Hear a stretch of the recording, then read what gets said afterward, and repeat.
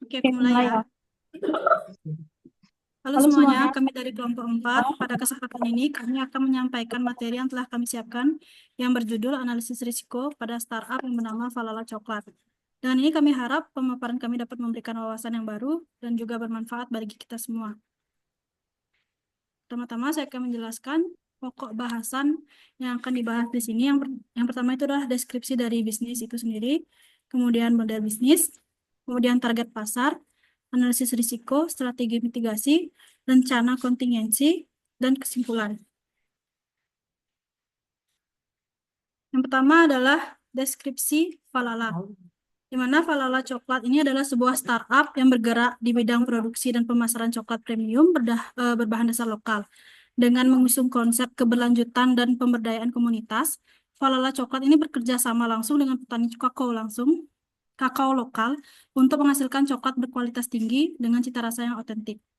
Falala Coklat ini didirikan oleh orang asli Bali yang bernama Dewa Gede Padma Artaputra dan Dewa Ayu Meliana Purnama Dewi pada tahun 2020. Nah, dengan fokus pada inovasi rasa dan kemasan yang modern, Falala Coklat ini bertujuan menjadi merek yang dekat di hati konsumen dan memperkenalkan coklat khas Indonesia ke pasar global. Berikutnya model bisnis, di mana Falala Coklat ini menggunakan model bisnis D2C untuk menjual coklatnya secara langsung kepada konsumen tanpa melalui perantara, seperti distributor atau toko pihak ketiga lainnya. Nah, produk-produk Falala Coklat ini tersedia melalui platform digital, termasuk website resmi, bisa dilihat pada gambar, media sosial, dan aplikasi pemesanan instan lainnya. Nah, keunggulan dari model D2C ini bagi Falala adalah kemampuannya untuk membangun hubungan personal dengan konsumen melalui pemasaran berbasis cerita atau storytelling, program loyalitas, dan interaksi langsung. Nah, selain itu, model bisnis ini memungkinkan Falala untuk menawarkan produk dengan harga yang lebih kompetitif karena menghilangnya biaya perantara. Nah, dengan memanfaatkan data pelanggan, Falala Coklat ini dapat memahami kebutuhan konsumen secara mendalam, menciptakan produk baru yang sesuai dengan preferensi pasar, serta menjalankan kampanye promosi yang lebih terarah dan efisien.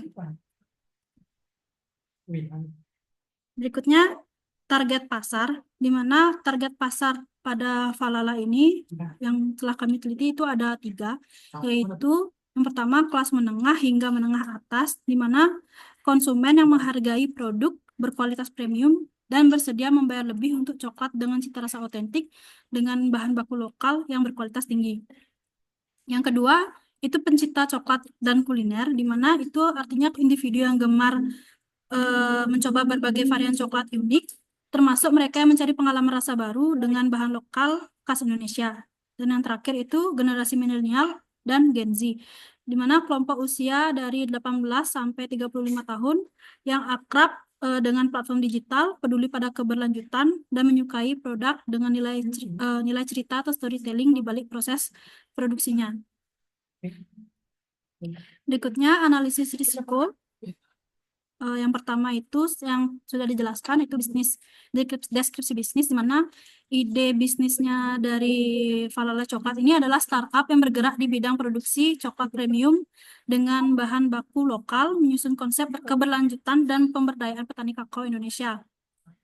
Model bisnisnya direct to consumer atau D2C, di mana yaitu memproduksi produknya sendiri kemudian menjual langsung kepada konsumen, baik secara offline ataupun dengan platform digital seperti website dan media sosial. Dan yang terakhir itu target pasarnya, di mana target pasarnya itu menengah hingga menengah ke atas, pencinta coklat dan kuliner, serta generasi milenial dan Gen Z.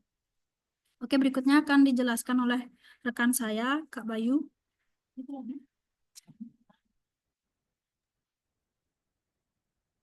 Oke, baik.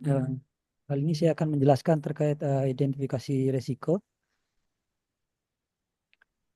Pertama, identifikasi resiko yang kami temukan yaitu resiko operasional, ada keterlambatan pasokan bahan baku.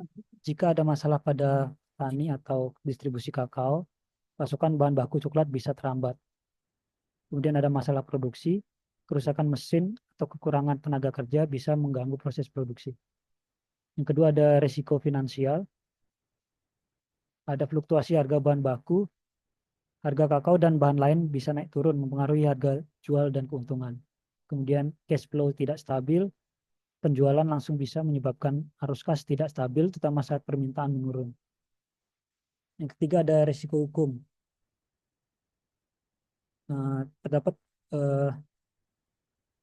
sebuah bisnis ini kepatuhan pada regulasi harus mematuhi aturan yang ketat mengenai produk makanan, label, dan keamanannya yang bisa menghambat bisnis.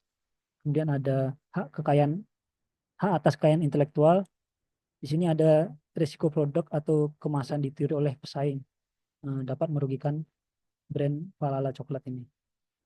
Keempat ada risiko pasar. Persaingan yang ketat, banyak pesaing di pasar coklat premium yang bisa mempengaruhi harga dan pangsa pasar. Kemudian perubahan selera customer. Jika tren atau selera customer berubah, Falala coklat harus cepat beradaptasi agar tetap diminati. Kemudian yang kelima ada risiko teknologi. Ini bisa terjadi gangguan pada e-commerce. Masalah teknis atau serangan cyber pada website bisa mempengaruhi penjualan dan reputasi. Next. Bisa next slide. Ada penilaian risiko. Nah, ini hasil analisis kami terkait penilaian risiko pada Falala coklat. Di sini ada likelihood dan impact-nya. Tingkat risikonya kita kategorikan dari rendah, sedang, dan tinggi. Pertama ada risiko keterlambatan pasokan bahan baku. Hasil perhitungan kami, tingkat risikonya 12 atau kategori sedang. Kemudian masalah produksi, nilainya 12, kategori sedang. Kemudian ada risiko ketergantungan pada pihak ketiga, risikonya sedang dengan nilai 9. Dan ada fluktuasi harga bahan baku, nilai 16, risikonya tinggi. Ada risiko cash flow tidak stabil, dengan nilai 15, tingkat risikonya tinggi. Selanjutnya ada risiko kepatuhan terhadap regulasi, nilainya 10, tingkat risikonya sedang. Ada risiko hak atas kekayaan intelektual, tingkat risikonya rendah dengan nilai 6. Kemudian ada risiko persaingan ketat dan perubahan selera customer, itu nilainya masing-masing 12 dengan risiko sedang. Kemudian terakhir ada gangguan pada e-commerce, nilainya 8, kategori sedang. Next slide. Berikutnya kami akan menjelaskan terkait strategi mitigasi yang kami tawarkan berdasarkan risiko. Yang pertama ada risiko operasional. Diawali dengan keterlambatan pasokan bahan baku. Strategi mitigasi yang kami tawarkan, yang pertama membangun hubungan yang lebih kuat pada berbagai pemasok kakao lokal di berbagai daerah untuk mengurangi ketergantungan pada satu pihak. Kemudian memiliki stok cadangan bahan baku untuk mengatasi gangguan sementara. Masih pada bagian risiko operasional, masalah produksi, strategi mitigasi yang kami tawarkan melakukan perawatan rutin pada mesin produksi untuk meminimalisir kerusakan. Kemudian rekrut tenaga kerja yang terampil dan latih tenaga kerja tersebut secara berkala. Kemudian risiko ketergantungan pada pihak ketiga, strategi mitigasi yang kami tawarkan memilih mitra pengemasan yang memiliki reputasi yang baik dan cadangan mitra untuk memastikan kelancaran operasional. Kemudian membuat kontrak yang jelas dan saling menguntungkan dengan pihak ketiga untuk menghindari masalah di masa depan. Berikutnya pada risiko finansial. Yang pertama fluktuasi harga bahan baku, strategi mitigasi yang kami tawarkan melakukan pembelian bahan baku dalam jumlah besar saat harga sedang stabil untuk mengurangi dampak fluktuasi harga. Kemudian membuat perjanjian dengan pemasok yang mengunci harga dalam jangka waktu tertentu. Kedua ada cash flow tidak stabil, strategi mitigasi yang kami tawarkan, mengadakan diskon atau penawaran khusus saat permintaan menurun untuk meningkatkan penjualan. Next slide. Risiko hukum mungkin bisa dilanjutkan oleh rekan saya, Ika.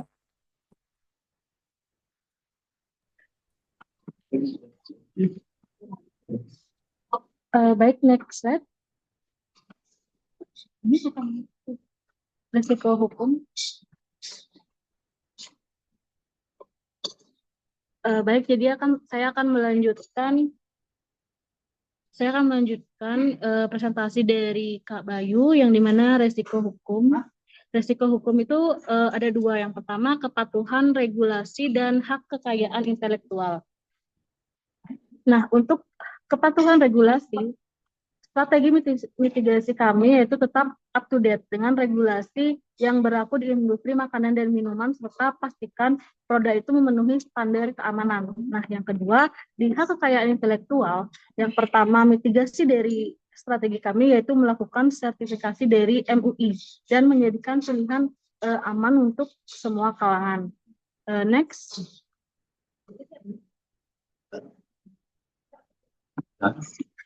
Yang kedua ada risiko pasar, yang dimana risiko pasar itu terdapat persaingan ketat.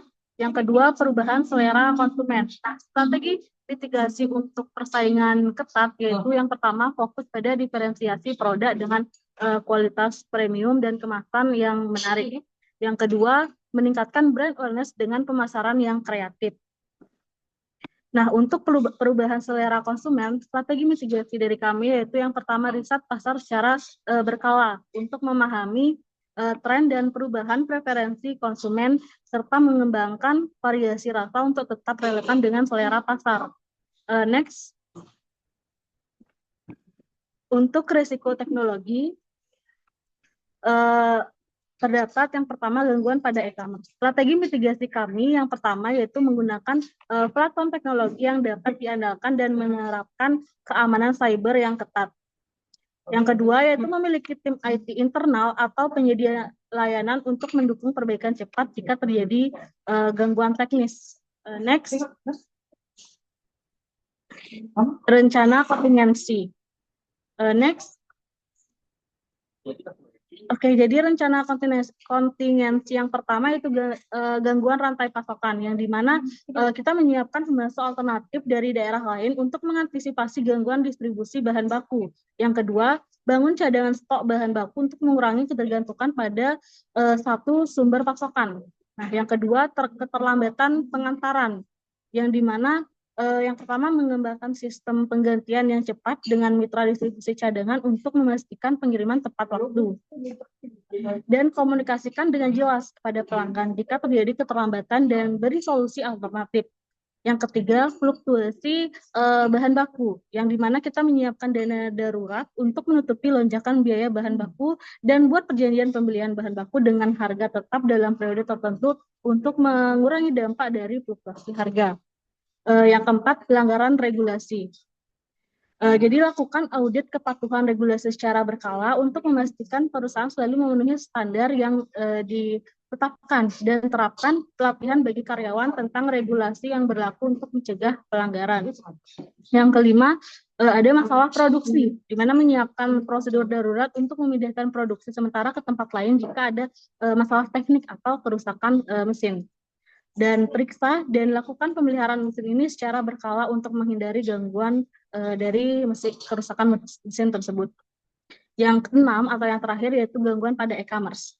Nah, di sini mengembangkan sistem backup atau cadangkan website untuk mengurangi dampak gangguan teknis dan bekerja sama dengan penyedia layanan hosting yang memiliki keamanan cyber yang terjamin dan dapat mendukung pemulihan secara cepat. Next. Baik, jadi kesimpulan dari presentasi kami yaitu Fala Coklat sebagai startup yang bergerak di industri coklat premium dengan bahan baku lokal menghadapi berbagai resiko operasional, finansial tersebut dapat diatasi dengan strategi mitigasi yang tepat seperti menjalin hubungan kuat dengan pemasok, menjaga stabilitas cash flow, serta mematuhi regulasi yang berlaku dan riset pasar dan inovasi produk tentunya, serta perusahaan juga harus merancang kontingensi yang mencakup penyediaan pemasaran alternatif, cadangan stok bahan baku, serta sistem backup dari e-commerce. Dengan mitigasi dan rencana kontingensi yang baik, jadi Falala dapat bersaing dan berkembang di pasar yang dinamis. Baik, saya kembalikan kepada moderator. Baik, sekian dari kelompok kami. Apabila ada kesalahan kata atau kekurangan, mohon dimaklumi. Terima kasih.